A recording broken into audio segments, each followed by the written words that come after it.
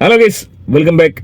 മഞ്ജു വാര്യർ എന്ന് പറയുന്ന പൊതുവെ ജനസമ്മതിയുള്ള ഒരു വലിയ സ്റ്റാർഡമുള്ള സൂപ്പർ സ്റ്റാർ പദവിയുള്ള ഒരു നടിയെ കല്യാണം കഴിക്കാമെന്ന് വലിയ രീതിയിൽ വ്യാമോഹിച്ച് ദീർഘകാലമായി നടക്കുന്ന ഒരു പഹയനാണ് ഈ പറഞ്ഞ സനൽകുമാർ ശശിർ എന്ന് പറയുന്ന ഈ ഒരു സംവിധായകൻ. ദോഷം പറയാനല്ലോ, ഇദ്ദേഹത്തിൻ്റെ സിനിമകൾ ഒന്നോ രണ്ടോ സിനിമകളെ എടുത്തിട്ടുള്ളൂ, പക്ഷേ നല്ല ആർട്ട് ഫിലിം എടുക്കാൻ കഴിവുള്ള നല്ലൊരു സംവിധായകനാണ്. പൊതുവേ ഇത്തരം ആർട്ട് ഫിലിം എടുക്കുന്ന ആളുകളുടെ മാനസികാവസ്ഥ നമുക്കറിയാം. ഡേ ബൈ ഡേ അവരുടെ മാനസികാവസ്ഥ മോശമായി പോകുന്നത് പൊതുവെ കണ്ടുവരാറുണ്ട്. അത്തരത്തിലൊരു മാനസിക നില തകരാറിലായതിൻ്റെ അടിസ്ഥാനത്തിലാണ് ഈ ഒരു മഹാൻ ഇത്തരം പോക്കൃത്തരങ്ങളൊക്കെ കാണിച്ചു കൂട്ടുന്നത്. ഇദ്ദേഹത്തിനൊരു കാമുകി ഉണ്ടായിരുന്നു എന്നാണ് എൻ്റെ അസംഷൻസ് ആണ്. ഇദ്ദേഹത്തിനൊരു കാമുകി ഉണ്ടായിരുന്നിരിക്കാം. അത് ഈ പറഞ്ഞ കഴിഞ്ഞ ദിവസം നമ്മൾ കേട്ട ഈ ഒരു വോയിസ്, ആ ഒരു വോയിസ് തന്നെയാണ് ഏറ്റവും അധികം പണിയായിട്ട് അദ്ദേഹത്തിന് മാറിയിരിക്കുന്നത്. ഈ ബോബി ചെമ്മണ്ണൂരിനെ അറസ്റ്റ് ചെയ്തതിന്റെ 4/1 എഫേർട്ട് ഈ ഒരു മഹാനെ അറസ്റ്റ് ചെയ്യാൻ കാണിക്കണമെന്നാണ് എനിക്ക് പറയാനുള്ളത്. അതായത് ഹണി റോസിനെ ദ്വയാർത്ഥ പ്രയോഗം പറഞ്ഞതിനാണ് ബോബി ചെമ്മണ്ണൂരിനെ ഈ രീതിയിൽ വലിയ പാതകം ചെയ്തെന്ന രീതിയിൽ അറസ്റ്റ് ചെയ്ത് ഈ രീതിയിലൊക്കെ അവഹേളിച്ചത്. സോ ഈ ശശികണ്ണൻ ഈ പരിപാടി തുടങ്ങിയിട്ട് കുറച്ച് നാളായി, അതായത് 3-4 വർഷമായി മഞ്ജു വാര്യരെ ഇങ്ങനെ കല്യാണം കഴിക്കാനുള്ള ആഗ്രഹം കൊണ്ട് നടക്കുവാണ്. അതിനിടയിൽ ഇത്തരം ആരോപണങ്ങളൊക്കെ ഉന്നയിച്ചെങ്കിലും റീസെന്റ് ഈ കാണിച്ച പോക്കൃത്തരം, അതായത് ഏതോ ഒരു തമിഴത്തി പെണ്ണിന്റെ ആ വോയിസ് ഒന്ന് നമുക്ക് കേൾക്കാം. എന്തുകൊണ്ടാണ് ഇദ്ദേഹത്തിന് ഇത് പണിയായതെന്ന് നമുക്ക് ആ വോയിസ് ഒന്ന് കേൾക്കാം. എന്തായാലും ഞാൻ ട്രസ്റ്റ് ഇല്ലെങ്കിൽ എനിക്ക് വിളിക്കാൻ എന്തിനാ, why will I do it for? അല്ല, നീ അങ്ങനെ ട്രസ്റ്റ് ചെയ്തിട്ട് കാര്യമില്ല മഞ്ജു. നീ ഇപ്പൊ 2 വർഷമായിട്ട് നീ ചെയ്യുന്ന കാര്യം ശരിയല്ലല്ലോ. ഞാൻ നിക്കൂ, ഞാൻ പറയട്ടെ. ഇത്രയും നേരം നീ പറഞ്ഞു. ഇല്ല, ഞാൻ പറഞ്ഞില്ലോ, പറഞ്ഞിട്ടില്ല. ഇല്ല, ഇത്ര ഞാൻ ഒരു കോണസ്റ്റ് നീ പറയും പോലെ കോണസ്റ്റ് ഞാൻ വീണ്ടും എന്റെ ഫോണിൽ എന്തിനാ വിളിക്കുന്നു? when I know the possibility of ruining me is high, ഞാൻ എന്തിനാ അങ്ങനെ ചെയ്യുന്നടാ? എന്തിനാടാ ചെയ്യണം? അത് കുറച്ച് ആലോചിച്ച് നോക്കടാ. ഞാൻ എത്ര ദൂരം കോണസ്റ്റും തീരെ സ്ത്രീ ആയാലും ഏത് തേങ്ങ ആയാലും മോശமான സ്ത്രീ ആയാലും because you know that I love you. No, yes, no, that is not. That is, you are taking it for granted, man. No, yes. No, I am not. The reverse is true.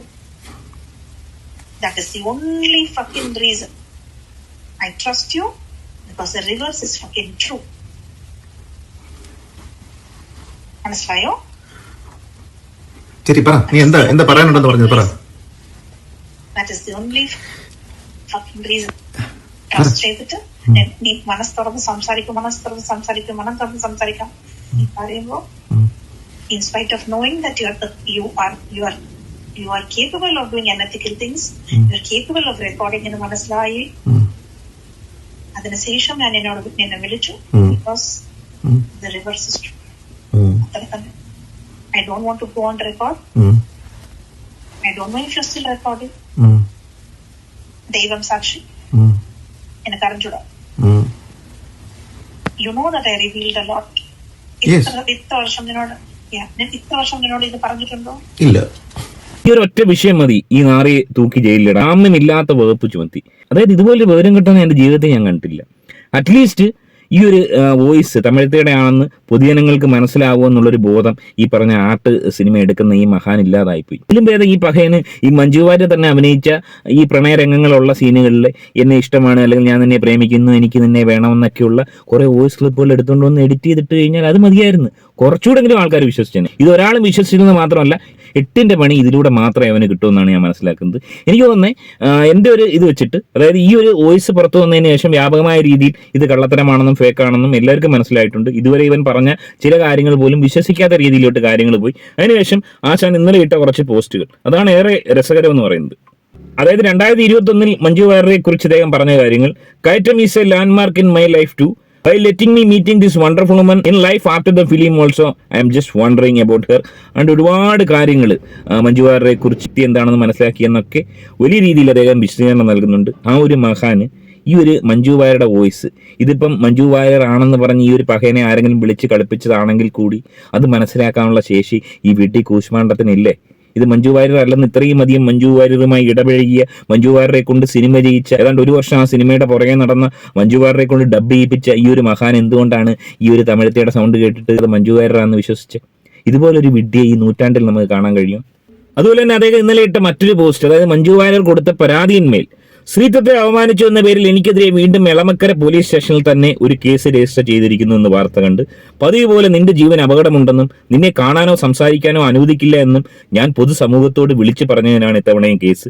നടിയുടെ പരാതിയിലാണ് കേസെന്നാണ് അറിയുന്നത്.